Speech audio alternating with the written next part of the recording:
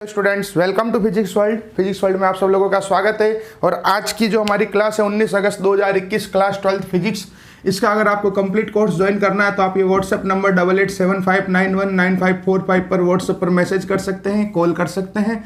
और इस पूरे कोर्स की जो हमने फीस रखी है ओनली 1100 रुपये रखी गई है। बहुत सारे बच्चों ने एडमिशन ले लिया है, आप भी जल्दी से एडमिशन ले लीजिए और फिजिक्स पढ़िए। चलिए स्टार्ट करते हैं आज की क्लास। कल की क्लास में हम लोगों ने पढ़ा था आवेश के गुणधर्म, प्रॉपर्टीज ऑफ चार्ज के बारे में हमने कल पढ़ा था। तो आवेश के बेसिकली हमारे कोर्स में 4 गुणधर्म हैं।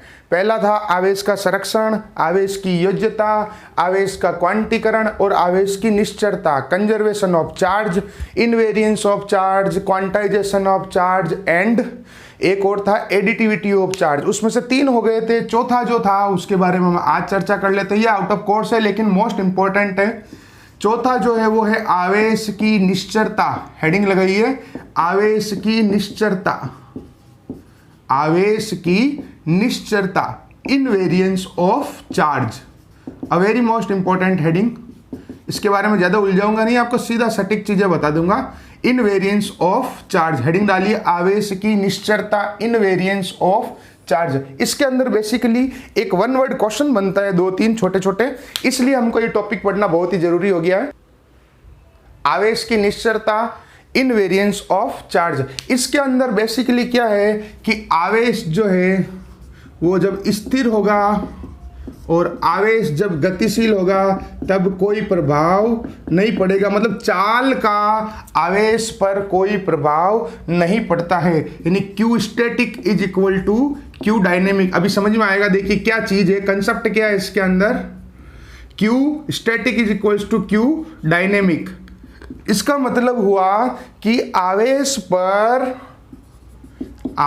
पर चाल का कोई भी प्रभाव नहीं पड़ता है। मीन्स चार्ज के ऊपर स्पीड का कोई इफेक्ट नहीं होता है। क्या मतलब मीनिंग हुआ इसका कि जैसे मान लीजिए अगर कोई आवेश रुका हुआ है, या आवेश से कोई रुका हुआ है, चार्ज जो है वो स्टैटिक है, रुका हुआ है, तो उसकी वैल्यू है 5 कूलम, समझ गए। अब आवेश गतिशील हो गया, चार्ज जो है वो चल रहा है, ठीक है, डायनेमिक हो गया, मूविंग हो गया, मोशन हो गया, तो भी वो 5 कूलम ही रहेगा। ये मीनिंग हुआ इसका। मीन्स आवेश की निश्चरता के अंदर हमें ये पहली लाइन ये लिखनी है, फर्स्ट टैग लाइन ये आ जाएगी कि आवेश पर चाल का कोई प्रभाव नहीं पड़ता है, चाल का कोई प्रभाव नहीं पड़ता है।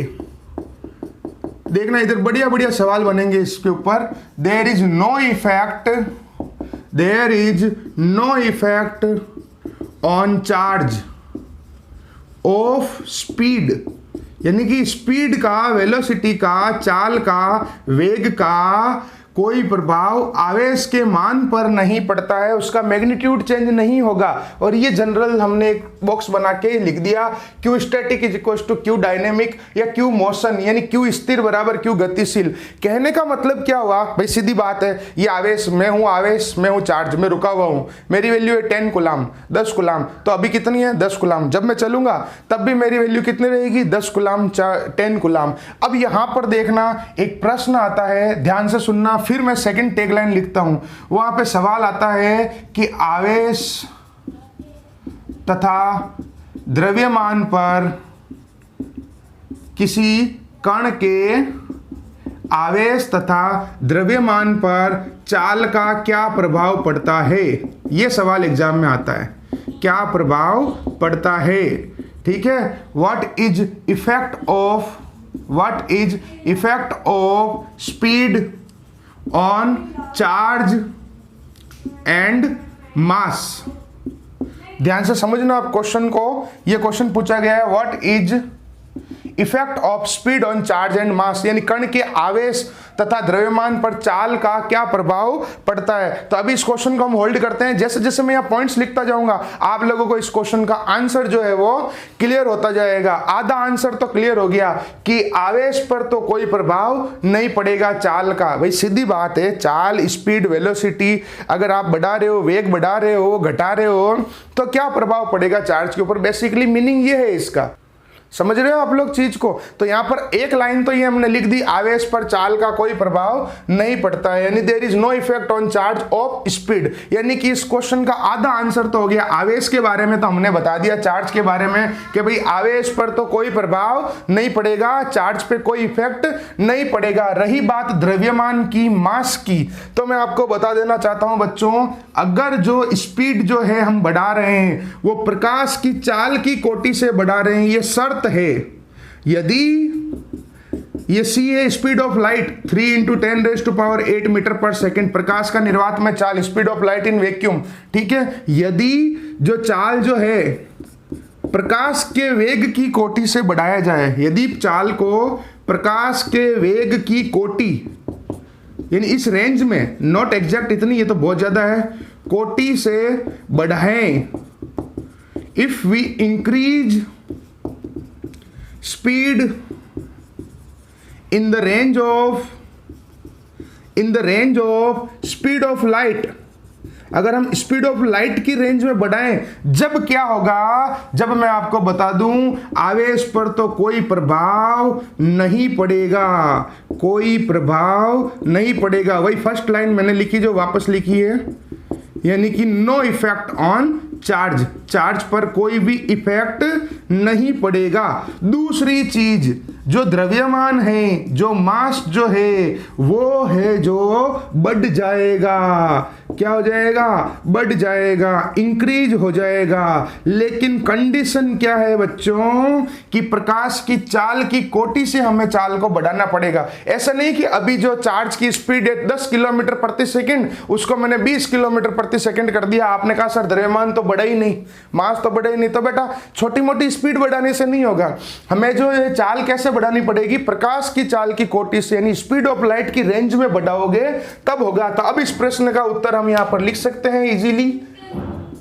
इस प्रश्न का उत्तर यह है, यहां पर जो सेकंड पॉइंट मैंने आपके यहां पे सामने मेंशन किया है कि यदि चाल को, यह शर्त लिखनी जरूरी है, नहीं तो यह आंसर गलत है। समझ गए ना? अगर चाल अगर थोड़ी बहुत बढ़ी तो कोई फर्क नहीं पड़ेगा, बहुत ज्यादा बढ़ानी पड़ेगी। किस कोटि में, किस रेंज में? स्पीड ऑफ लाइट, प्रकाश की चाल की कोटि के अनुसार हमको इसको बढ़ाना पड़ेगा। तो इस प्रश्न का उत्तर क्या हो गया? ये बोर्ड में आने लायक सवाल है कि किसी कण के आवेश तथा द्रव्यमान पर चाल का क्या प्रभाव पड़ता है। What is effect of speed on charge and mass. तो हम यहाँ पे लिखेंगे if we increase the value of speed in the range of speed of light, यदि हम चाल को प्रकाश के चाल की कोटि से बढ़ाते हैं तो नंबर 1, आवेश पर कोई प्रभाव नहीं पड़ेगा, there is no effect on charge, यानी चार्ज जो है वो सेम रहेगा, आवेश वही रहेगा, नियत रहेगा। पॉइंट नंबर 2, द्रव्यमान का मान बढ़ जाएगा। Point number 2, mass will increase. अब यहां पर एक चीज और आती है, मैं आपको एक नई टर्मिनोलॉजी बता देता हूं, Q/m। आवेश और द्रव्यमान यानी कि चार्ज और मास, इसका जो रेशियो होता है, इसका जो अनुपात होता है, इस Q/m को हम कहते हैं विशिष्ट आवेश। क्या कहते हैं? विशिष्ट आवेश। याद रखना मेरे बच्चों, स्पेसिफिक चार्ज कहते हैं इसको। क्या कहते हैं? Specific charge. क्या कहा जाता है इसको? Specific charge. अब मुझे बताओ, यहां पर तीसरी चीज मैं और ऐड कर देता हूं कि विशिष्ट आवेश पर क्या प्रभाव पड़ेगा, स्पेसिफिक चार्ज पर क्या इफेक्ट पड़ेगा। ये Q/m को या E/m को हम स्पेसिफिक चार्ज कहते हैं, ठीक है ना। तो अब मेरे को यहां से बताओ आप लोग कि जब मैंने चाल बढ़ाई, स्पीड बढ़ाई, तो द्रव्यमान भी बढ़ा, ये बढ़ा ना, द्रव्यमान बढ़ा, मास जो है इंक्रीज हो गया। तो अगर मास इंक्रीज हो गया तो ये पूरी की पूरी चीज क्या हो जाएगी? डिक्रीज हो जाएगी, क्योंकि व्युत्क्रमानुपाती है, इनवर्सली प्रोपोर्शनल है। देखो विशिष्ट आवेश अगर मैं लिखूं, विशिष्ट आवेश स्पेसिफिक चार्ज बराबर Q/m। अगर m बढ़ रहा है, m इंक्रीज हो रहा है, तो ये इधर वाली वैल्यू डिक्रीज हो जाएगी ना, दोनों व्युत्क्रमानुपाती है। देखो इनवर्सली प्रोपोर्शनल है, तो विशिष्ट आवेश का मान घट जाएगा, विशिष्ट आवेश का मान घट जाएगा, स्पेसिफिक चार्ज की वैल्यू जो है वो डिक्रीज हो जाएगी। ये हो गया हमारा आवेश की निश्चरता, इनवेरिएंस ऑफ चार्ज के अंदर जो मैटर लिखना है वो, प्लस ये 3 छोटे छोटे सवाल यहां पर हमारे बन गए हैं। उम्मीद करता हूं सबको समझ में आया होगा। आप वीडियो को पॉज करके इसका एक बढ़िया स्क्रीनशॉट लो और अब जो मैं बोलने जा रहा हूं एक बार फिर से समझ लो, फिर आप इसको नोट भी कर लेना। फेयर नोट्स आपको व्हाट्सएप के ऊपर मिल ही रहे हैं रेगुलरली, ठीक है ना। आज के नोट्स मैंने आपको पूरे चैप्टर के ही सेंड कर दिए, जैसे जैसे टॉपिक करवाता हूं उसमें से आप फेयर आउट करते जाएं। जब जब वीडियोस देखें, जब जब आप लोग रफ कॉपी लेके बैठे रहे, अपने ज्यादा से ज्यादा फ्रेंड्स को बताएं इस कोर्स के बारे में, ठीक है ना। तो आवेश की निश्चरता, तो इसके अंदर सबसे पहले हमें क्या लिखना है कि आवेश पर चाल का कोई प्रभाव नहीं पड़ता है, क्यू स्थिर बराबर क्यू गतिशील। फिर पॉइंट नंबर 2 आ जाएगा, यदि चाल को प्रकाश के वेग से या प्रकाश के वेग की कोटि से बढ़ाएं तो आवेश पर कोई प्रभाव नहीं पड़ेगा तथा द्रव्यमान का मान बढ़ जाएगा तथा विशिष्ट आवेश का मान घट जाएगा। यानी कि इनवेरिएंस ऑफ चार्ज के अंदर हमें क्या लिखना है, there is no effect on charge of speed, यानी स्पीड का चार्ज की वैल्यू पे, मैग्नीट्यूड पे कोई इफेक्ट नहीं पड़ेगा। If we increase speed in the range of speed of light, ठीक है, v almost equal to c, ये लिखना है, आपको नोट्स में मिल जाएगा सारा कुछ, ठीक है। Then charge no effect, mass increase and specific charge decrease. ये 3 लाइनें याद रखना, कोई एक आधा छोटा सवाल अड़ जाएगा यहां से। चलिए वीडियो को पॉज करके स्क्रीनशॉट ले लीजिए, आगे बढ़ते हैं हम लोग। हमारा नेक्स्ट टॉपिक आज का, हमारा जो नेक्स्ट टॉपिक है वो है कूलाम का नियम, कूलाम्स लॉ। हेडिंग डालिए सब लोग, कूलाम का नियम। कभी एग्जाम में पूछा नहीं जाएगा, इसके ऊपर न्यूमेरिकल जरूर आ सकता है। कूलाम्स लॉ, कूलाम ने क्या बताया, देखिए मैं आपको बता देता हूं। आपने 11th क्लास में गुरुत्वाकर्षण, न्यूटन का सार्वत्रिक गुरुत्वाकर्षण का नियम पढ़ा होगा, न्यूटन्स यूनिवर्सल ग्रेविटेशनल लॉ आपने पढ़ा होगा। तो उसका जो फॉर्मूला होता था वो होता था, आपको पता होता, F is equal to GM1M2 upon R square. और यहां पर जो फॉर्मूला हो जाएगा आवेशों के लिए, चार्ज के लिए, that is KQ1 Q2 upon R square. इन दोनों में मुख्य अंतर यह है कि यहां पर ये केवल और केवल न्यूटन का जो सार्वत्रिक गुरुत्वाकर्षण का नियम था वो केवल और केवल आकर्षण का था, ओनली अट्रैक्शन का था। Newton's universal gravitational law is only for attraction force. अब यहां पर आवेशों की बात करते हैं तो आवेशों में आकर्षण भी हो सकता है और प्रतिकर्षण भी हो सकता है, यानी कूलाम्स लॉ के अंदर अट्रैक्शन और रिपल्सन दोनों हो सकते हैं। चलिए अब मैं आपको बता देता हूं कूलाम के अंदर, नियम के अंदर क्या है। ध्यान से समझना, जितनी टर्मिनोलॉजी, जो टेक्निकल वर्ड्स में यूज करने जा रहा हूं उन लोगों को आपको पूरा ध्यान देना है, पूरा कंप्लीट ध्यान देते हुए चलना है। कूलाम का नियम, हेडिंग डालिए कूलाम्स लॉ। ध्यान से सुनना, इधर मेरे पास में 2 आवेश हैं, 2 चार्ज हैं, ध्यान से सुनना, Q एंड Q। अब 2 है इसलिए 1 एंड 2, और दोनों कैसे हैं, स्थिर बिंदुवत आवेश है। शर्तें सुनना, कंडीशंस, एक एक शब्द की माया है, आप लोग समझना, ठीक है ना। स्थिर बिंदुवत आवेश है मेरे पास में, क्या है, स्थिर बिंदुवत आवेश। ये Q1 और Q2 क्या है, स्थिर बिंदुवत आवेश, यानी कि static point charges. Q1 and Q2 क्या है, स्टैटिक पॉइंट चार्जेज। क्या है, स्टैटिक पॉइंट चार्जेज। और दोनों के बीच में जो दूरी है वो है R, डिस्टेंस जो है दोनों के बीच में वो R डिस्टेंस है। तो अब दिखती बात है, दोनों में प्रतिकर्षण होगा, रिपल्सन होगा, दोनों प्लस प्लस है, तो यानी प्रतिकर्षण होगा, रिपल्सन होगा, तो ये हो गई फोर्स की डायरेक्शन, यहाँ पर F वेक्टर, F बाहर की तरफ, ठीक है, रिपल्सन हो रहा है यहां पर। अब ध्यान से सुनना, ये दोनों कौन से आवेश है, स्थिर बिंदुवत आवेश है, स्टैटिक पॉइंट चार्जेज है। क्या है, स्थिर है और बिंदुवत आवेश है, पॉइंट चार्ज है, यानी छोटे चार्ज है।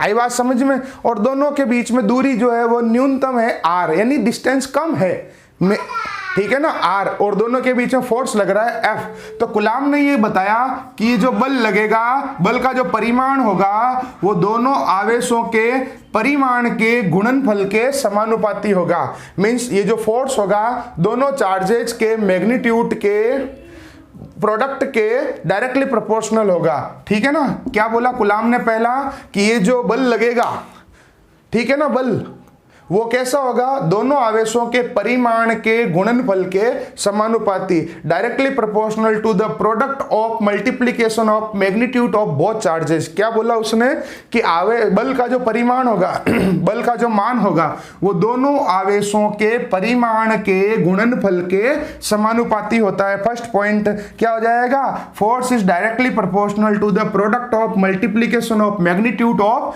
Both charges. और दूसरी बात भाई साहब ने ये बोली कि जो बल लगेगा वो इन दोनों आवेशों के बीच की दूरी के वर्ग के व्युत्क्रमानुपाती होता है। Is inversely proportional to square of distance, is inversely proportional to square of distance. एक एक शब्द को आपको घोट लेना है, यानी दोनों के बीच की दूरी के वर्ग के व्युत्क्रमानुपाती होता है। आई बात समझ में, ये बोला कुलाम ने।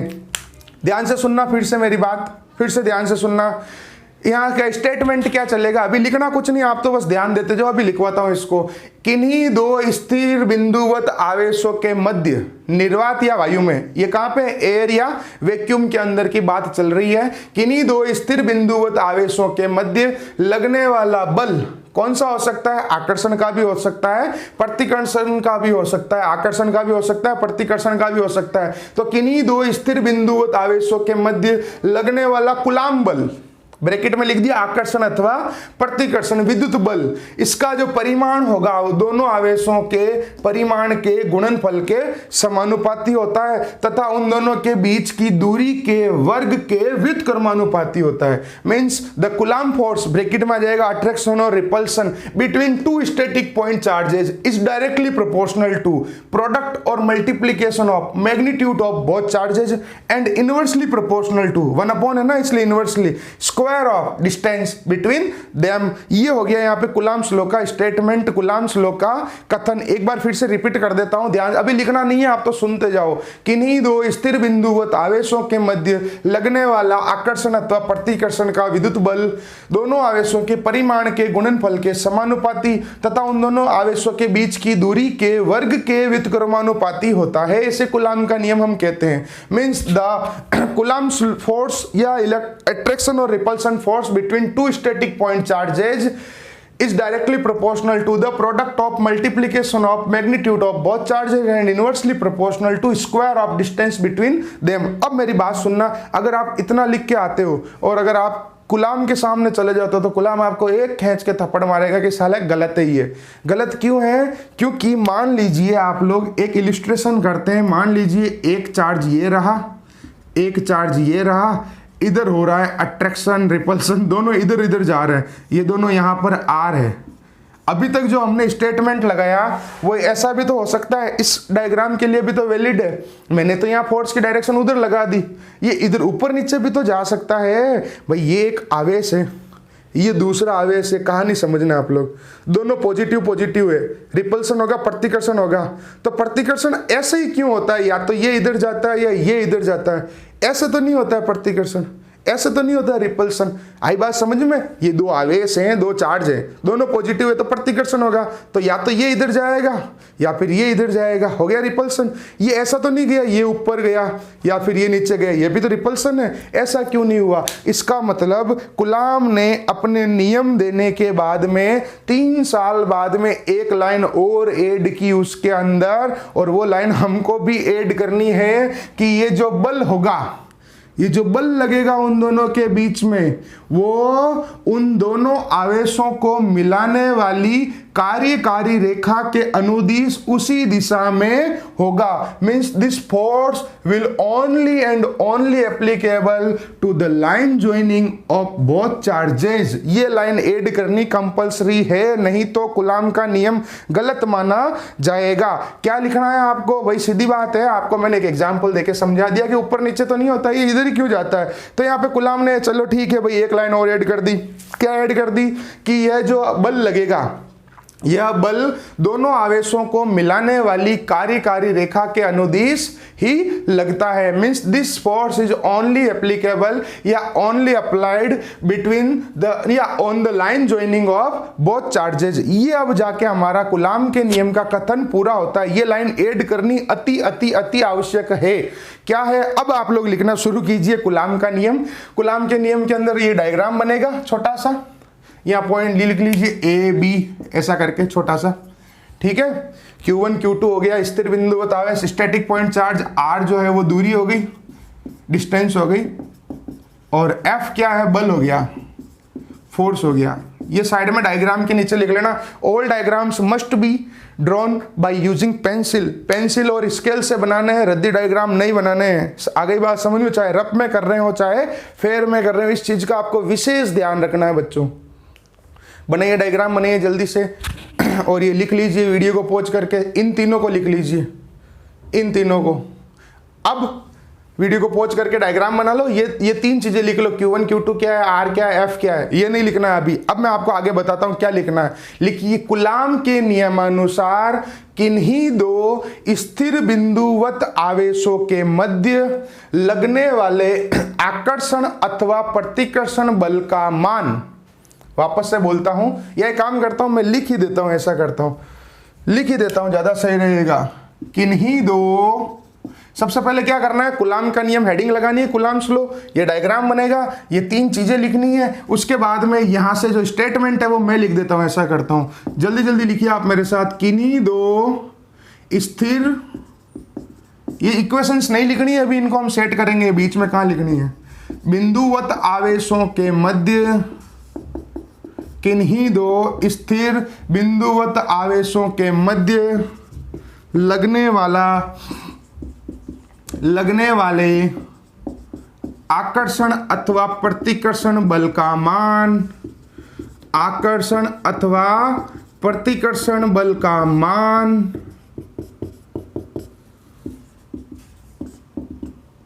अब यहां पर नंबर 1 सेंटेंस आ जाएगा, दोनों आवेशों के, अभी इंग्लिश में भी लिखता हूं इसको 2 मिनट, दोनों आवेशों के परिमाण का मतलब होता है मान, वैल्यू, मैग्नीट्यूड, गुणनफल के समानुपाती होता है, समानुपाती होता है। अब ये इक्वेशन लिखी जाएगी F proportional Q1 dot Q2, equation number 1, तथा दोनों आवेशों के बीच की दूरी, न्यूनतम वर्ड नहीं लिखना है, दोनों आवेशों के बीच की दूरी के वर्ग के व्युत्क्रमानुपाती होता है। आया समझ में? F प्रोपोर्शनल 1/r², या F is inversely proportional to r²। इसी को इंग्लिश में लिख देता हूं मैं, इस साइड में लिख देता हूं, इसी साइड में इंग्लिश में लिख देता हूं। सबसे पहले हेडिंग, फिर डायग्राम, फिर ये तीन चीजें, फिर ये स्टेटमेंट। द अट्रैक्शन और रिपल्सन फोर्स, द अट्रैक्शन और repulsion force between two static point charges is number 1 directly proportional to,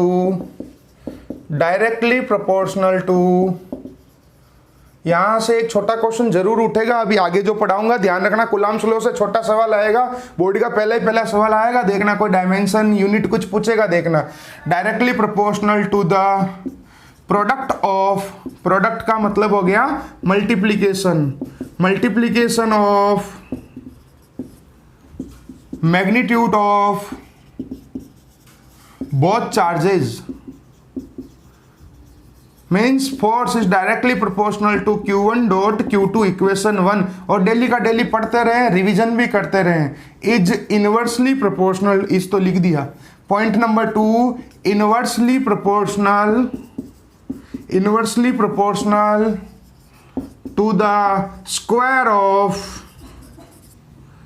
distance between them। ये आपको BW ऐसे शॉर्ट में नहीं लिखना है, पूरा बिटवीन लिखना है, यहां और यहां। आ गया समझ में? F प्रोपोर्शनल 1/r², या F is inversely proportional to r², equation number 2। यहां तक आप लोग नोट कर लीजिए, फटाफट वीडियो को पॉज करके अच्छे से नोट कर लीजिए, ध्यान से देखिए, इसको समझिए यहाँ पर क्या चीज है क्या नहीं है, कौन कैपिटल है कौन स्मॉल है, इस चीज का भी ध्यान रखना। बच्चे बहुत गलतियां करते हैं जब मेरे को काम चेक करवाते हैं, जब कोई एफ छोटा लिख देता है, कोई आर बड़ा लिख लेता है, कोई क्यू बड़ा लिख देता है, तो ध्यान रखें कौन स्मॉल है कौन कैपिटल है। वीडियो को पॉज करके इसको लिख लीजिए बेटा फटाफट। अब आगे बढ़ते हैं। अब इसके आगे क्या आएगा कि यह बल दोनों आवेशों को, यह बल दोनों आवेशों को मिलाने वाली, यह बल दोनों आवेशों को मिलाने वाली कार्यकारी रेखा के अनुदिश लगता है, के अनुदिश लगता है। ये लाइन लिखनी कंपलसरी है, नहीं तो नंबर कट जाएंगे, ठीक है। This force is applied on the line joining of both charges. ये सिंपल सा हो गया कूलम्ब्स लॉ के बारे में छोटा सा, और इसे ही व्युत्क्रम वर्ग का नियम भी कहते हैं। दूरी के व्युत्क्रम वर्ग का नियम भी कहते हैं, means inverse square rule of distance, inverse square rule of distance भी कहते हैं। क्यों कहते हैं? क्योंकि यह दूरी के वर्ग के व्युत्क्रमानुपाती होता है, डिस्टेंस के स्क्वायर के इनवर्सली प्रोपोर्शनल होता है, इसलिए इसको दूरी के व्युत्क्रम वर्ग का नियम भी कहा जाता है। इसको हम inverse square rule of distance भी कहते हैं। जल्दी से नोट कर लीजिए, वीडियो को पॉज करके फिर आगे बढ़ते हैं हम लोग। अब आप लोग देखना आगे, जो जो छोटी छोटी लाइनें मैं लिखूंगा ना बीच में, उन पे आपको विशेष ध्यान देना है बेटा। जो जो छोटी छोटी लाइनें लिखूंगा, इसको थोड़ा पसीने से साफ कर देते हैं, अच्छा हो जाएगा, ठीक है ना। आप खून पसीना लगाओ, मैं भी लगाता हूं, ठीक है। क्या है, अब जो छोटी छोटी टैग लाइंस में लिखूंगा ना बीच बीच में, वहां से आपके क्वेश्चंस जरूर जरूर उठते हैं। इसी के लिए हमें कूलम्ब का नियम पढ़ना है। बाकी कूलम्ब का नियम पढ़ने की जरूरत नहीं है, एग्जाम में नहीं आता है, कभी नहीं आया है, और अगर आए तो कर लेना, मैंने आपको करवा दिया है। जो जो छोटी छोटी लाइनें टैग लाइनें मैं लिखूंगा बीच बीच में, वहां से क्वेश्चंस उठेंगे, ध्यान रखना आप लोग, समझ गए। तो आगे बढ़ते हैं हम लोग। अब इक्वेशन 1 और इक्वेशन 2 को अगर मैं कंबाइंड कर दूं, मींस समीकरण 1 और समीकरण 2 को एक साथ लिख दिया जाए, तब क्या होगा? बाय इक्वेशन 1 एंड इक्वेशन 2, ध्यान से समझना, इधर दोनों को एक साथ लिख दिया तो F proportional Q1 dot Q2 upon R square, okay. दोनों को एक साथ लिख लिया जाए तो अब यहां से जब ये समानुपाती हटेगा, प्रोपोर्शनल हटेगा, तो एक कांस्टेंट लगेगा के, यानी समानुपाती हटेगा तो एक नियतांक लगेगा के। अब यहां से कहानी शुरू होती है बेटा, आप ध्यान से देखना। सबसे बड़ा लफड़ा है साला, के को कहते क्या है? दुनिया भर के मैंने नोट्स देख लिए बच्चों के, स्कूल्स के, वो पता नहीं के को क्या कहते हैं, कुछ नहीं कहते हैं। के को यहां पर केवल और केवल समानुपाती नियतांक कहते हैं और कुछ नहीं कहते हैं। इसके अलावा इसका कोई भी नाम नहीं है, मैं आपको बता दूं। प्रोपोर्शनल कांस्टेंट है ये, क्या है? सिंपल प्रोपोर्शनल कांस्टेंट, जो हर जगह लगता है। मतलब जब भी समानुपाती हटाएंगे तो एक कांस्टेंट लगेगा, और समानुपाती नियतांक हो गया, प्रोपोर्शनल कांस्टेंट हो गया। अब यहां पर पहला सवाल ये बन रहा है कि ये के का मान किस पर निर्भर करता है। आपने अगर अभी तक पढ़ा हो तो के की वैल्यू होती है 1/4πε0 निर्वात या वायु में, वैक्यूम या एयर में होती है के बराबर 1/4πε0। तो यहाँ पर पहला सवाल ये बनता है, ये आया हुआ एग्जाम में, के बराबर 1/4πε0 की वैल्यू, यानी के बराबर 1/4πε0 का मान किस पर निर्भर करता है? On which factor does the value of के इज इक्वल टू 1/4πε0 डिपेंड्स। तो हम यहाँ पर एक लाइन लिख लेते हैं कि के का मान किस पर निर्भर करता है। उसके लिए तो मैं आपको बता देता हूँ, एक तो माध्यम की प्रकृति पर निर्भर करेगा। किस पर निर्भर करेगा? माध्यम की प्रकृति पर। और एक मापन की पद्धति पर निर्भर करेगा। किस पर निर्भर करेगा? मापन की पद्धति पर निर्भर करेगा। ध्यान से देखना, इधर क्या चीज है कि k का मान किस पर निर्भर करता है। तो k का मान किस पर निर्भर करता है, माध्यम की प्रकृति पर निर्भर करता है और मापन की पद्धति पर निर्भर करता है। कैसे कि भाई k की वैल्यू जो डिपेंड करती है, k डिपेंड्स अपॉन, ऐसा लिखो, the value of k depends upon, किस पे करेगी, एक तो नेचर ऑफ मीडियम पर, किस पर करेगी, नेचर ऑफ मीडियम पर डिपेंड करेगी, और एक system of measurement, system of measurement इस पर डिपेंड करेगी। कैसे, माध्यम की प्रकृति के, मान लीजिए दोनों आवेशों के बीच में निर्वात है, मान लीजिए दोनों माध्यमों के बीच में क्या है, निर्वात है, यानी कि वैक्यूम है, तो k की वैल्यू कुछ और होगी। दोनों के बीच में माध्यम आ गया, यानी मीडियम आ गया कुछ और, मान लो पानी आ गया, या फिर अपन क्या बोल सकते हैं, कांच आ गया, कोई मीडियम आ गया, मेटल आ गई, धातु आ गई, तो k की वैल्यू चेंज हो जाएगी। आ गया बात समझ में आपको। और मापन की पद्धति, यानी SI सिस्टम जो होती है उसके अंदर अलग वैल्यू होती है, CGS में k की वैल्यू कुछ और होती है, सबके अंदर अलग अलग मेजरमेंट जो सिस्टम है हमारे, उनके अंदर k की वैल्यू जो है वो अलग अलग होती है। तो कैसे होती है वो मैं आपको बता देता हूं। यहां पर फिलहाल एक सवाल हमारा उठ गया है कि k की वैल्यू किस पर निर्भर करती है। तो k की वैल्यू किस पर डिपेंड करती है बच्चों, माध्यम की प्रकृति और मापन की पद्धति पर निर्भर करती है। k depends upon nature of medium and system of measurement. अब आप देखना, यहां पर मैं केस करने जा रहा हूं, केस नंबर 1, और ध्यान से देखते जाना आप लोग। निर्वात या वायु में, कहां पर, निर्वात या वायु में, या उससे पहले भी केस नंबर 1 के अंदर हम SI सिस्टम के अंदर करते हैं। किसके अंदर, SI सिस्टम के अंदर। किसके अंदर कर रहे हैं, SI सिस्टम के अंदर। किसके अंदर कर रहे हैं हम लोग, SI सिस्टम के अंदर कर रहे हैं। सबसे पहला केस हो गया SI सिस्टम। SI के अंदर भी सबसे पहले कौन सा, निर्वात या वायु में। कहां पर, निर्वात या वायु में, ठीक है, इन एयर और वैक्यूम। कहां पर, इन एयर और वैक्यूम। तो मैं आपको बता दूं, यहां पर k की जो वैल्यू होती है वो होती है 1/4 पाई एप्सिलॉन 0, और k की जो न्यूमेरिक वैल्यू होती है वो होती है 9 × 10⁹ newton metre square upon coulomb square. k की वैल्यू यहां से बनी, देखो यूनिट ऐसे बनी, f यहाँ अपॉन 1 करके क्रॉस मल्टीप्लाई करो, देखो FR² अपॉन Q1 Q2, तो f की न्यूटन मीटर स्क्वायर अपॉन में coulomb into coulomb, coulomb square. और ये जो एप्सिलॉन 0 है, मैंने आपको पहले भी बताया था, इसे हम कहते हैं निर्वात की विद्युतशीलता। क्या कहते हैं, निर्वात की विद्युतशीलता। क्या कहते हैं इसको, निर्वात की विद्युतशीलता, परमिटिविटी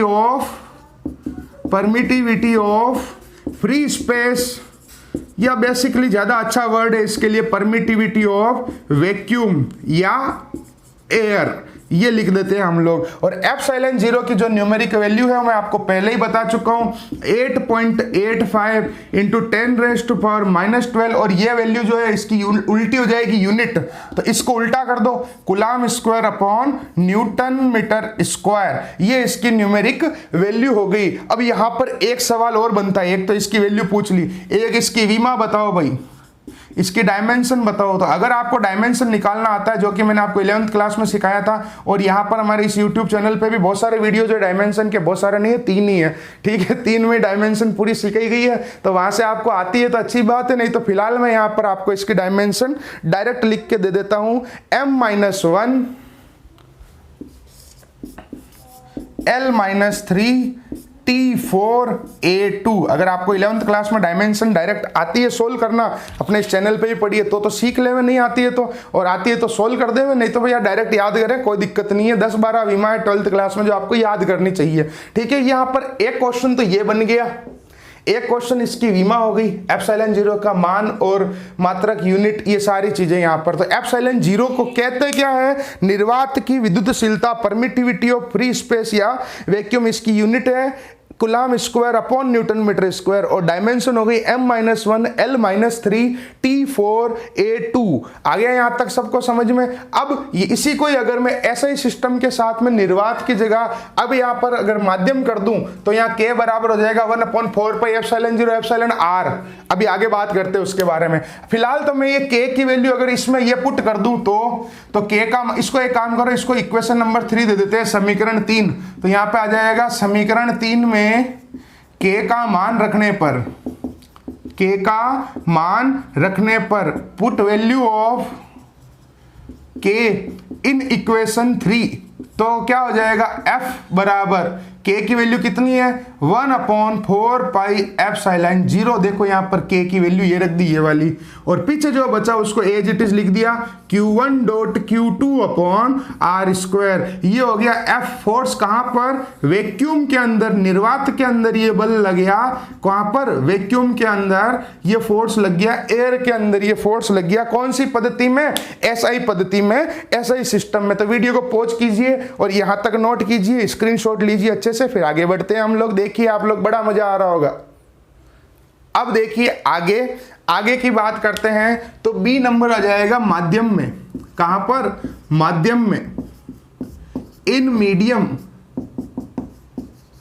तो मीडियम के अंदर, माध्यम के अंदर k की जो वैल्यू होती है, देखा आप लोगों ने, k की वैल्यू माध्यम की प्रकृति पर निर्भर कर रही है, नेचर ऑफ मीडियम पे। यानी पहले एयर था तो k की वैल्यू कुछ और थी, अब कुछ और है, ठीक है। और मापन की पद्धति पर भी निर्भर करेगी, सिस्टम ऑफ मेजरमेंट पे। अभी एसआई में चल रही है तो अलग है, अभी नेक्स्ट में सीजीएस में आएगी तो अलग आएगी। तो यहां पर माध्यम में k की वैल्यू होती है 1/4πε0ε r। अब ये ε r को हम कहते हैं आपेक्षिक विद्युतशीलता, रिलेटिव परमिटिविटी। क्या कहते हैं, आपेक्षिक विद्युतशीलता, रिलेटिव परमिटिविटी। आप ध्यान से समझना, यहां पर अभी अलग अलग वर्ड आएंगे, आपेक्षिक विद्युतशीलता, निरपेक्ष विद्युतशीलता, सापेक्ष विद्युतशीलता, रिलेटिव परमिटिविटी, और बहुत सारे वर्ड आएंगे, एब्सोल्यूट परमिटिविटी, बहुत सारे आएंगे अभी आगे। तो फिलहाल यहां पर मैं आपको बता देता हूं ε r की जो परिभाषा है वो 2020 के अंदर पहला सवाल बोर्ड का यही आया था। माध्यम के परावैद्युतांक की परिभाषा लिखिए, defined dielectric constant of medium. तो इस ε r के दो नाम आ गए, एक तो ε r को कहते हैं परावैद्युतांक। क्या कहते हैं, परावैद्युतांक, डाई इलेक्ट्रिक कांस्टेंट। क्या कहते हैं, डाई इलेक्ट्रिक कांस्टेंट। माध्यम का परावैद्युतांक कहते हैं इसको हम, क्या कहते हैं, माध्यम का परावैद्युतांक, dielectric constant of medium. बाकी सब सिंबल हम पहले यूज कर चुके हैं, ε0 अभी पढ़ा तो वापस पढ़ने की जरूरत नहीं है। अब ध्यान रखना, इस ε r के 3 अदर नेम और है, ठीक है। फिर एक फॉर्मूला और बताऊंगा, फिर उसके बाद में इसको मैं अभी एक अलग हेडिंग बनाऊंगा, इस ε r की अलग हेडिंग बनाऊंगा, क्योंकि इसकी परिभाषा हम अलग से चिपकाएंगे। और ध्यान रखना एक वर्ड यहीं पर ही कि धातुओं के लिए ε r का मान होता है अनंत। याद रखना, ये क्वेश्चन भी बोर्ड में आ चुका है। मेटल्स के लिए डाइलेक्ट्रिक कांस्टेंट की वैल्यू होती है इनफाइनाइट। कितनी होती है, इनफाइनाइट। एक बार बोर्ड में सवाल आया था, तांबे के लिए परावैद्युतांक का मान लिखिए, कॉपर के लिए डाइलेक्ट्रिक कांस्टेंट की वैल्यू लिखो। तो अधिकतर बच्चे सोच के आ गए, सर तांबा तो आपने लिखा ही नहीं है, तेरा बाप तांबा धातु ही तो है, गधे साले सुअर, तो अनंत लिखना, मेटल ही तो है, तो इनफाइनाइट लिखो। तो आपको थोड़ा सा दिमाग लगाना, इसलिए मैं इसको भी एक अलग हेडिंग बनाऊंगा, ठीक है। ε r को अलग हेडिंग बनाऊंगा, वहां पर इसके बहुत सारे नाम बताऊंगा आपको, बहुत सारे नाम बताऊंगा, वहां पे 3 नाम बताऊंगा। फिलहाल तो हमने इसको लिख दिया माध्यम का परावैद्युतांक, dielectric constant of medium. अब ये वैल्यू अगर मैं यहाँ पे पुट कराऊं तो f मीडियम कितना हो जाएगा, f माध्यम, मीडियम कितना हो जाएगा, यहाँ पर k की वैल्यू कितनी रखनी है, ये वाली रखनी है। तो 1/4πε0ε r और q1.q2/r²। ये हो गया माध्यम में बल, यानी मीडियम के अंदर फोर्स। और ध्यान रखना, माध्यम में बल कम लगेगा, पीछे निर्वात में ये नहीं था ε r, तो भाग कम संख्या का लग रहा था, अभी भाग डिवाइड जो है बड़े नंबर का लगेगा। तो याद रखना, निर्वात में बल सबसे अधिक लगता है, माध्यम में कम लगता है, वैक्यूम में सबसे ज्यादा लगता है, मीडियम में सबसे कम लगता है। छोटी छोटी टैगलाइंस को जरूर लिखते रहना आप, साथ साथ सवाल अड़ेगा बीच में। वीडियो को पॉज करके यहां तक लिखो, फिर आगे बढ़ते देखो। एक काम करो, यहां पर इसका एक नाम और लिख दो, यहीं पर ही है। चलो, इसे माध्यम की विद्युतशीलता भी कहते हैं, वो पिछले वाली निर्वात की थी ना, तो इसको माध्यम की विद्युतशीलता नाम यहाँ पे। वैसा भी मैं इसका 3 नाम बताऊंगा, टेंशन मत करो, इसको अलग से हेडिंग बनाएंगे अभी। इसको कहते हैं permittivity of medium, permittivity of medium. आप तो बस पढ़ते रहो, एंजॉय करते रहो, पढ़ाई का मजा लेते रहो। यहां तक नोट कीजिए, फटाफट वीडियो को पॉज करके फिर आगे बढ़ते हैं। अब देखिए आगे केस नंबर 2। और अब ये जो केस बताने जा रहा हूं कईयों को पता ही नहीं है, कईयों को नहीं पता है। सीजीएस पद्धति में, किसमें? In CGS system. ये तो पता है ना, ऐसा ही सीजीएस, एमकेएस, एफपीएस सब 11th क्लास में पढ़ा था। इन सीजीएस सिस्टम, तो सीजीएस के अंदर सीधा ही याद रखना के की वैल्यू होती है 1। याद रखना के की वैल्यू कितनी होती है? 1 होती है। तो यहां पर के की वैल्यू 1 रखो। देखो F बराबर कितना हो जाएगा? Q1 dot Q2 upon are square. कितना हो जाएगा? F बराबर के की वैल्यू कितनी होती है सीजीएस में? याद रखना। अगर भारी सवाल आया, आउट ऑफ कोर्स क्वेश्चन आया, तो ये क्वेश्चन बैठेगा कि सीजीएस में के की वैल्यू कितनी होती है, लिखिए। तो सीजीएस में के की वैल्यू कितनी होती है बच्चों? 1 होती है। कितनी होती है? 1। और पीछे अगर मैं यूनिट लगाऊं के, तो अभी मैंने पहले यूनिट क्या लगाई थी के की? Newton metre square upon coulomb square. तो ये तो थी एमकेएस एसआई पद्धति में। यहां पर क्या आ जाएगी? न्यूटन की जगह डाइन सीजीएस के अंदर, मीटर की जगह सेंटीमीटर इसका स्क्वायर, और कूलम की जगह आ जाएगा स्टेट कूलम, क्योंकि मैंने आपको पहले ही बता दिया कि स्टेट कूलम इसकी यूनिट होती है, आवेशों के मात्रक जब पढ़ाए थे। तो के की वैल्यू ये हो गई 1 dyne centimetre square upon state coulomb square. क्या हो गई? के की वैल्यू सीजीएस के अंदर 1 dyne centimetre square upon state coulomb. ये दूसरा केस हो गया हमारा। अब बात आती है एक कूलम आवेश की परिभाषा। अब हमारा जो इसी के अंदर चल रहा है एक कूलम की परिभाषा, एक कूलम आवेश की परिभाषा, यानी कि 1 कूलम चार्ज जो है वो किसको कहते हैं, उसकी डेफिनेशन ध्यान से समझना। अभी आगे हम जब बढ़ेंगे तब आएगा 1 एम्पियर विद्युत धारा, 1 एम्पियर की अंतरराष्ट्रीय परिभाषा, इंटरनेशनल डेफिनेशन ऑफ 1 एम्पियर। और यहां पर मैं किसकी बात कर रहा हूं? एक कूलम आवेश की बात कर रहा हूं, ना कि विद्युत धारा की बात कर रहा हूं। 1 कूलम चार्ज की बात कर रहा हूं, ना कि करंट इलेक्ट्रिसिटी की बात कर रहा हूं। कंफ्यूज मत होना। तो यहां तक नोट कीजिए। अब हम पढ़ते हैं एक कूलम आवेश, यानी कि इसको हम कह सकते हैं मानक आवेश। क्या कह सकते हैं? मानक आवेश, यानी स्टैंडर्ड चार्ज किसे कहेंगे हम लोग, उसकी डेफिनेशन मैं फिर कह देता हूं। यहां पर हम पढ़ रहे हैं एक कूलम आवेश की परिभाषा, आगे हम पढ़ेंगे 1 एम्पियर की अंतरराष्ट्रीय परिभाषा, यानी वो एम्पियर विद्युत धारा है। यहां पर मैं चार्ज की बात कर रहा हूं, 1 कूलम चार्ज। आगे जाके बात करेंगे हम लोग 1 ampere international definition, that is electric current. यहां तक वीडियो को पॉज करके नोट कर लीजिए, फिर आगे बढ़ते हैं। अब इसी के अंदर हम पढ़ते हैं एक कूलम की परिभाषा, सैद्धांतिक परिभाषा, एक कूलम की परिभाषा, 1 कूलम आवेश, 1 कूलम चार्ज। तो बहुत ही सिंपल डेफिनेशन है इसकी। फिर हमारा ये कूलम का नियम पूरा हो गया यहां पर। फिर हम अगली हेडिंग पढ़ेंगे परावैद्युतांक डाइलेक्ट्रिक कांस्टेंट, जो एप्सिलॉन आर के बारे में मैंने आपको बताया था। तो देखिए इधर हमारे पास फॉर्मूला क्या है बच्चों? F बराबर के Q1 Q2 upon are square. तो अगर मैं सबको 1 कर दूं, कि मान लिया जाए इस फॉर्मूले में Q1 बराबर Q2 बराबर 1 कूलम हो, मान लो R बराबर जो दोनों के बीच की दूरी थी वो 1 मीटर हो जाए, तो F की वैल्यू कितनी हो जाएगी? देखो F बराबर K की वैल्यू कितनी होती है? 9 × 10 की घात 9, 9 × 10⁻⁹। Q1 की वैल्यू मैंने कितनी कर दी? 1। Q2 की वैल्यू मैंने कितनी कर दी? 1। और डिस्टेंस मैंने कितनी कर दी? 1, 1 का स्क्वायर 1। इसका मतलब F कितना आ गया? 1 का कोई मतलब नहीं, 9 × 10⁻⁹। और बल है, फोर्स है, इसलिए इसकी यूनिट क्या लग जाएगी? न्यूटन लग जाएगी। क्या लग जाएगी? न्यूटन लग जाएगी। तो यहाँ पर फोर्स की वैल्यू कितनी आ गई? 9 × 10 की घात 9 न्यूटन। अब मैं आपको बता दूं ये K की वैल्यू मैंने कहां पर रखी थी? निर्वात या वायु में रखी थी, याद हो तो, वैक्यूम या एयर के अंदर रखी थी। तो यहां से परिभाषा एक कूलम की क्या बन गई कि यदि 2 स्थिर बिंदुवत आवेश निर्वात या वायु में 1 मीटर की दूरी पर स्थित हैं तथा उनके मध्य जो बल लग रहा है वो 9 × 10⁹ न्यूटन का लग रहा है, तो प्रत्येक आवेश का जो परिमाण होगा वह 1 कूलाम होगा। मींस इन एयर और vacuum if 2 static point charges are placed at 1 metre distance and the magnitude of force between them is 9 × 10⁹ newton, then the magnitude of each charge will be 1 coulomb. ये 1 coulomb की सीधी सटीक परिभाषा बन गई बेटा, बहुत simple है।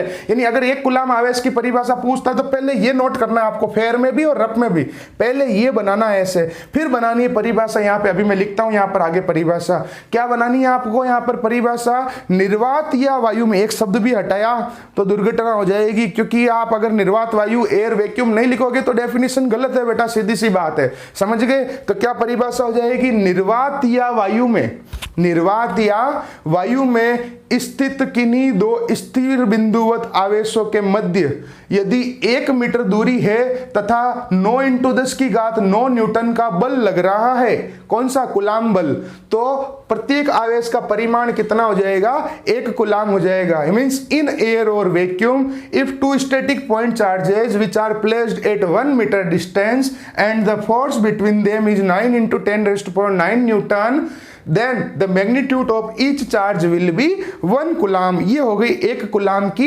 परिभाषा। तो मैं यहां पर लिख लेता हूं, आप लोग भी लिख लीजिए मेरे साथ साथ में।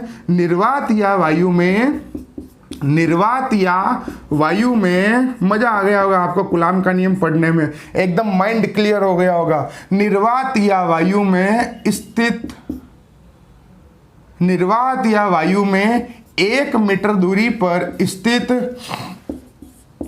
1 मीटर दूरी पर स्थित किन्हीं 2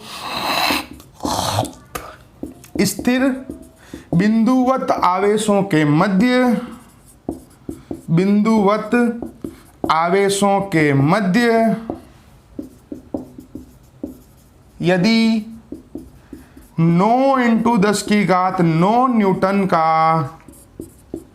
विद्युत बल कार्यरत होता है, विद्युत बल कार्यरत होता है, तो प्रत्येक आवेश का परिमाण, तो प्रत्येक आवेश का परिमाण 1 कूलाम होगा। यह 1 कूलाम आवेश की परिभाषा है। इंग्लिश के लिए मैं यहां पे लिख लेता हूं, इन एयर और वैक्यूम, इन एयर और वैक्यूम। अगर कूलाम का नियम एग्जाम में पूछता है तो जहां से कूलाम की नियम हेडिंग लगी थी और इस डेफिनेशन तक, यहां तक पूरा करके आना है, आपको ध्यान रखना। इन एयर और vacuum if 2 static point charges, if 2 static point charges placed at 1 metre distance, 1 metre distance and the force between them is 9 × 10⁹ newton, then the magnitude, यहां से ऐसे चलना, देखो गलत मत लिख देना, then the magnitude of each charge will be 1 coulomb. यहां पर अब ये जाकर कूलाम का नियम पूरा हो गया है। कूलाम स्लो बेटा जी आपका पूरा हो गया है, यहां पर हमारा कंप्लीट कूलाम स्लो हो गया है। चलिए आगे बढ़ते हैं। कूलाम का नियम ये कंप्लीट हो गया। वीडियो को पॉज करके लिखते रहें और मेरे साथ साथ में सुनते जाएं एक बार कूलाम का नियम, एक बार आपको 2 मिनट में पूरा रिवाइज करवा देता हूं, फिर हम आगे बढ़ते हैं। कूलाम के नियम के अंदर पहली बात, आज की क्लास हमने शुरू कहां से की थी, आवेश की निश्चरता। आज छोटे छोटे कम से कम 10 क्वेश्चन बन गए बेटा, छोटे छोटे 10-12 क्वेश्चन बन गए हैं। आप लोग ध्यान से देखना, यहाँ पर छोटे छोटे 10-12 क्वेश्चन बन गए हैं। पहले हमने पढ़ा था आवेश की निश्चरता के बारे में, इनवेरियंस ऑफ चार्ज, 3-4 क्वेश्चन उसके अंदर बन गए थे। फिर कूलाम स्लो के अंदर 5-7 छोटे छोटे क्वेश्चन बन गए हैं। आप वीडियो को पॉज कीजिए, इसको लिखिए, फिर हम अभी ही 10 मिनट के अंदर फटाफट अगली हेडिंग पढ़ लेते हैं।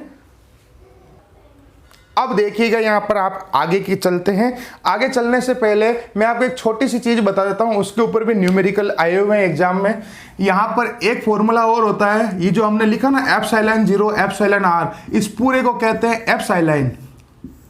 ठीक है। अब एप्सिलॉन जीरो तो क्या है, इसके ऊपर न्यूमेरिकल आता है, ध्यान रखना। निर्वात की विद्युतशीलता क्या है, निर्वात की विद्युतशीलता क्या है, ये निर्वात की विद्युतशीलता, dielectric constant of, sorry, निर्वात की विद्युतशीलता, परमिटिविटी ऑफ वैक्यूम, और इसकी वैल्यू होती है 8.85 10⁻⁻12 coulomb square upon newton metre square. Epsilon r का कोई भी मात्रक नहीं होता है, एप्सिलॉन आर यूनिटलेस है, ठीक है, अभी पता चलेगा क्योंकि ये अनुपात है। एप्सिलॉन आर का जो नाम है उसे कहते हैं माध्यम का परावैद्युतांक। क्या कहते हैं, माध्यम का परावैद्युतांक, क्या कहते हैं, माध्यम का परावैद्युतांक या माध्यम की विद्युतशीलता, ठीक है ना, या माध्यम की विद्युतशीलता, क्या कहते हैं इसको, माध्यम की विद्युतशीलता कहते हैं इसको, ठीक है ना। क्या हो गया ये, परमिटिविटी ऑफ मीडियम, या इसी को ही कहते हैं डाइलेक्ट्रिक कांस्टेंट। इसकी वैल्यू अलग अलग होती है, अलग अलग चीजों के लिए अलग अलग। अभी हम नेक्स्ट हेडिंग यही पढ़ने वाले हैं। और एप्सिलॉन जीरो को हम कहते हैं निरपेक्ष परावैद्युतांक। क्या कहते हैं, निरपेक्ष परावैद्युतांक या निरपेक्ष विद्युतशीलता।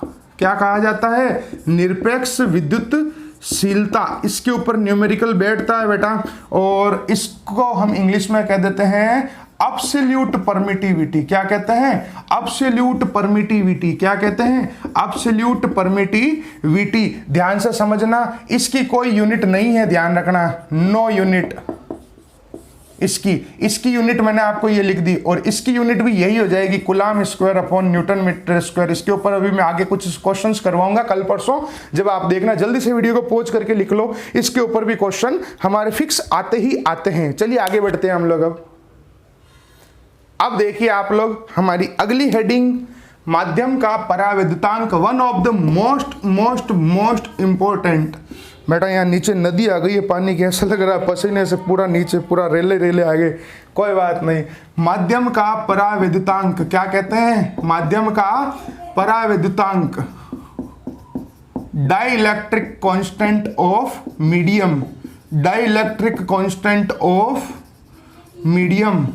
ये 2020 के अंदर पहला प्रश्न यहीं से आया था, यही आया था 2020 13 मार्च 2020 वार शुक्रवार फ्राइडे कि माध्यम के परावैद्युतांक की परिभाषा लिखिए, define dielectric constant of medium. अब मैं आपको सीधा लेके चलता हूं यहां पर इसकी परिभाषा से पहले। आपको पता हो तो निर्वात में बल कितना लग रहा था, वैक्यूम में फोर्स कितना लग रहा था, यहां ध्यान रखना, हिंदी वाले निर्वात लिख लेना, इंग्लिश वाले वैक्यूम लिख लेना। 1/4 pi epsilon 0 Q1 dot Q2 upon R square, equation number 1। अभी हमने पीछे जो अपने पढ़ा था वो वाला केस वाला। और माध्यम के अंदर बल कौन सा लग रहा था, मीडियम के अंदर फोर्स कौन सा लग रहा था, मीडियम के अंदर जो फोर्स लग रहा था that is 1/4 pi epsilon 0 epsilon R Q1 dot Q2 upon R square. और मुझे डेफिनेशन किसकी बनानी है, इस एप्सिलॉन R की बनानी है। इस एप्सिलॉन R को क्या कहते हैं, माध्यम का परावैद्युतांक, डाइलेक्ट्रिक कांस्टेंट ऑफ मीडियम, या माध्यम की विद्युतशीलता, द परमिटिविटी ऑफ मीडियम, इसका दूसरा नाम। अभी एक दो नाम और बताऊंगा, लेकिन फिलहाल कंफ्यूज नहीं करता हूं, सीधी डेफिनेशन बनाता हूं। अब आप ध्यान से देखना, अगर मैं समीकरण 1 में समीकरण 2 का भाग लगा दूं, इक्वेशन 1 में इक्वेशन 2 का डिवाइड कर दूं, तब क्या होगा, आप यहां पर देखिएगा कि अगर मैं 1/2 कर दूं समीकरण, और ये आपको भी करना है, पहले तो आप लोग देख लो, उसके बाद में समझ लो, फिर रफ कॉपी में कर लेना जैसा मैं बताता हूं। और इसकी डेफिनेशन पूछता है तो पहले यही सब ड्रामा करना है, उसके बाद में डेफिनेशन लिखनी है आपको। ध्यान से देखना, इधर समझ में आ जाएगा सारा कुछ, मजा आ जाएगा। इक्वेशन 1 अपॉन इक्वेशन 2 करूं तो पहले की LHS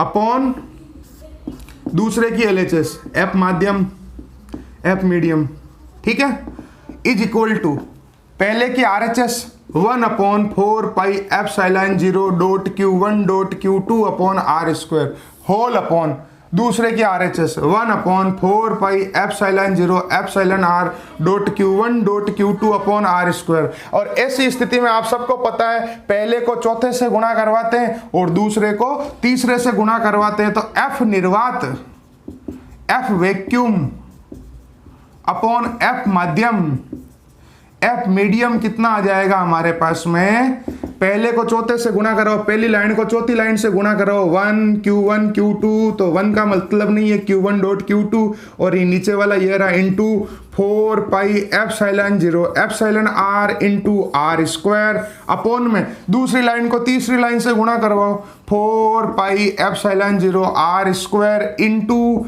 1 का कोई मतलब नहीं है Q1 डॉट Q2। क्या किया मैंने, पहले को चौथे से गुणा अपॉन दूसरे को तीसरे से गुणा। देखो Q1 से Q1 कट गया, Q2 से Q2 कट गया, 4 से 4 कट गया, पाई से पाई कट गया, एप्सिलॉन 0 से एप्सिलॉन 0 कट गया, आर स्क्वायर से आर स्क्वायर कट गया।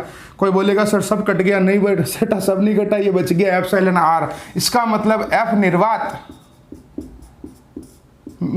F वैक्यूम अपॉन F माध्यम, F मीडियम, इसकी वैल्यू कितनी आ गई, एप्सिलॉन r। ये बचा हुआ देख लो, ये रहा, ये बन गया फॉर्मूला। अब यहां से बनेगी परिभाषा, इसीलिए मैंने पहले लिखाया था अभी जस्ट पहले 5 मिनट पहले कि एप्सिलॉन 0 का कोई मात्रक नहीं है, यूनिट नहीं है, क्योंकि ऊपर भी न्यूटन नीचे भी न्यूटन, न्यूटन से न्यूटन कट गया, ना कोई इसका मात्रक है, ना कोई यूनिट है, ना कोई डायमेंशन है, ना कोई विमा है, कुछ नहीं है। अब यहां पर देखना आप इसकी परिभाषा क्या बनती है फिर। और पहली चीज, धातुओं के लिए इसका मान कितना होता है याद रखना। अभी मैं आपको कल की क्लास में एक टेबल बनाऊंगा जिसमें अपन को 5-7 वैल्यूज लिखाऊंगा, इसके लिए जो एग्जाम में आती है। धातुओं के लिए इसका मान होता है, अनंत मेटल्स के लिए इसकी वैल्यू होती है इनफाइनाइट। ये चीज अलग से याद रखना, अलग से याद रखना। अब यहां पर इसकी परिभाषा, इसकी डेफिनेशन ये बन गई, ध्यान से सुनना मेरी बात को आप लोग, बहुत ध्यान से सुनना, कि अगर मैं यहां पर से मुझे पता चल रहा है कि इसकी वैल्यू हमेशा 1 से बड़ी होती है, पहली बात तो इसका मतलब निर्वात में बल, अभी मैंने आपको कहा था सर्वाधिक लगता है, 2 आवेशों के मध्य निर्वात में बल सर्वाधिक लगता है, यानी वैक्यूम में फोर्स जो है वो सबसे ज्यादा लगता है। तो पहली परिभाषा तो हो गई, किन्हीं 2 स्थिर बिंदुवत आवेशों के मध्य निर्वात में लगने वाले कुलाम बल तथा माध्यम में लगने वाले कुलाम बल के अनुपात को माध्यम का परावैद्युतांक कहते हैं। ये पहली परिभाषा हो गई। क्या हो गई, इसके और इसके अनुपात को ये कहते हैं। तो किन्हीं 2 स्थिर बिंदुवत आवेशों के मध्य निर्वात में लगने वाले कुलाम बल तथा माध्यम में लगने वाले कुलाम बल के अनुपात को माध्यम का परावैद्युतांक कहते हैं। Means the ratio of force applied between 2 static point charges in vacuum and in medium is called dielectric constant of medium. The ratio of force, Coulomb force between 2 static point charges in vacuum and in medium is called dielectric constant of medium. फिर से बोल देता हूं एक बार, किन्हीं 2 स्थिर बिंदुवत आवेशों के मध्य, लिख दीजिए आप वीडियो को पॉज करके या वीडियो को रिवाइंड करके सुन के लिख लीजिए, किन्हीं 2 स्थिर बिंदुवत आवेशों के मध्य निर्वात में लगने वाले कुलाम बल तथा माध्यम में लगने वाले कुलाम बल के अनुपात को माध्यम का परावैद्युतांक कहते हैं। क्या परिभाषा हो गई, किन्हीं 2 स्थिर बिंदुवत आवेशों के मध्य निर्वात में लगने वाले कुलाम बल तथा माध्यम में लगने वाले कुलाम बल के अनुपात को माध्यम का परावैद्युतांक कहते हैं। एक बार और बोल देता हूं, आप लिख लीजिए, मैं लिखूंगा तो वीडियो लंबा चला जाएगा। किन्हीं 2 स्थिर बिंदुवत आवेशों के मध्य निर्वात में लगने वाले कुलाम बल तथा माध्यम में लगने वाले कुलाम बल के अनुपात को माध्यम का परावैद्युतांक कहते हैं। The Coulomb force between 2 state, ना इंग्लिश मीडियम में ऐसे लिखेंगे, the ratio of Coulomb force between 2 static point charges in vacuum and medium is called dielectric constant of medium. The ratio of force, कौन सा वाला, ब्रैकेट में लिख लेना, Coulomb force between 2 static point charges in vacuum and medium is called dielectric constant of medium. Video को rewind करके लिख लो आप लोग, मैं फिर से बोल देता हूं, the ratio of Coulomb force between 2 static point charges in vacuum and medium is called dielectric constant of medium. ये हो गई इसकी सरल परिभाषा, सिंपल डेफिनेशन। अब इसकी ब्रांडेड डेफिनेशन, अब इसकी बाप डेफिनेशन, एक बाप के थ्रू बाप से देखो इधर।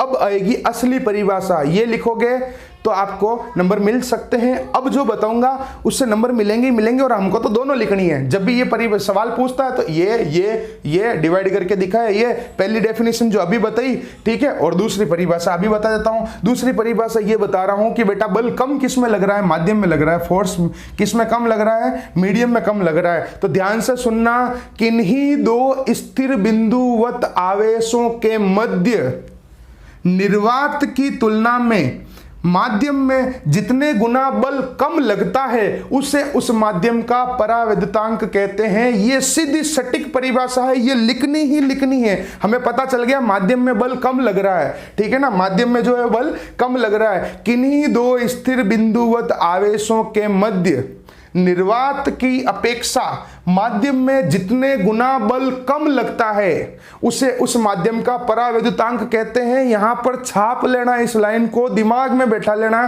किन्हीं दो स्थिर बिंदुवत आवेशों के मध्य निर्वात की तुलना में माध्यम में जितने गुना बल कम लगता है उसे उस माध्यम का परावैद्युतांक कहते हैं। क्या कहते हैं? उस माध्यम का परावैद्युतांक कहते हैं। इंग्लिश मीडियम के लिए इसकी डेफिनेशन क्या हो जाएगी? The amount of less force between two static point charges in medium with respect to vacuum is called dielectric constant of medium. क्या आ जाएगा? The less amount of force applied between static two static point charges in medium with respect to vacuum is called dielectric constant of medium. यानी जितना medium के अंदर force vacuum की respect में कम लगेगा उसे हम उस डाइलेक्ट्रिक कांस्टेंट का क्या कहेंगे? मीडियम का क्या कहेंगे?